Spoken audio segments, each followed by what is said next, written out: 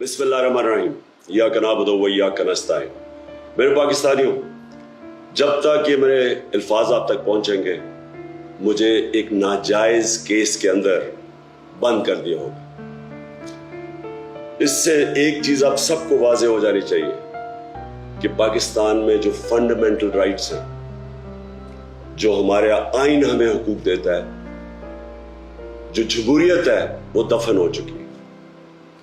और हो सकता है कि इसके बाद मुझे मौका ना मिले आपसे मुखातिब होने का, इसलिए मैं 2-3 बातें आपसे करना चाहता हूं आज। सबसे पहले, पाकिस्तान की जो कौम है वो मुझे 50 साल से जानती है। मैं पब्लिक में 50 साल से हूं। कभी मैंने ना पाकिस्तान के आइन के खिलाफ किया हूं, ना मैंने कभी पाकिस्तान का कानून तोड़ा है। और मेरी हमेशा, जब से सियासत में आया, मेरी हमेशा कोशिश हुई कि मैं जो भी अपनी जद्दोजहद करूं वो पुरअमन करूं, आइन जो मुझे हक देता है पुरअमन एहतजाज का, उसके बीच में रह के करूं।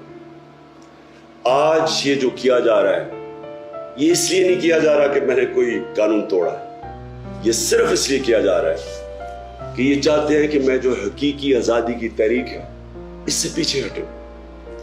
और ये इसलिए किया जा रहा है कि ये करप्ट चोरों का टोला, इंपोर्टेड हुकूमत जो हमारे ऊपर मुसल्लत की गई है, ये चाहते हैं कि मैं उसको कबूल करूं। मैं आज आप सबसे अपील कर रहा हूं कि आपको अपने हकूक के लिए, अपनी हकीकी आजादी के लिए सबको निकलना पड़ेगा। कभी भी किसी कौम को प्लेट में आजादी नहीं पकड़ाई जाती। आजादी के लिए जद्दोजहद करनी पड़ती है, जहाद करनी पड़ती है, मेहनत करनी पड़ती है, और वही कौम फिर उसको अल्लाह तोहफा देता है आजादी का।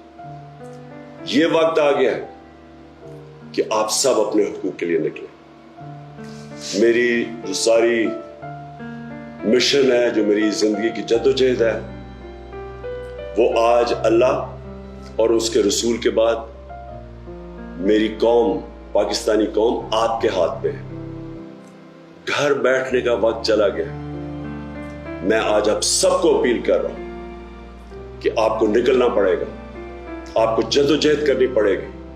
आपको ये जो फैशिस्ट निजाम है, जो ये खौफ तारी कर रहे हैं, ये खौफ के बुत को तोड़ना पड़ेगा। और इंशाअल्लाह तभी हमारा अल्लाह इस मुल्क को हकीकी आजादी देगा। पाकिस्तान जिंदाबाद।